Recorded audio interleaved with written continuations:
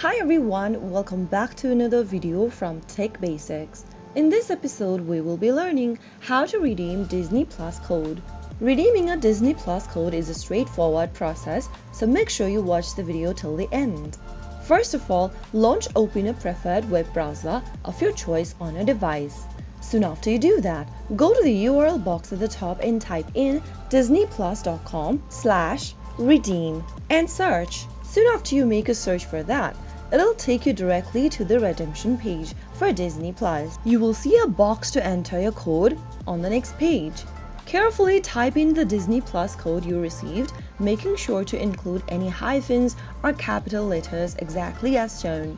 Once you enter your code, click on the Redeem button. If the code is valid, it will be applied to your account. You may need to sign into your Disney Plus account or create a new one if you don't have one already to start enjoying the service. So that's how you can easily redeem your code on Disney Plus in just a couple of minutes.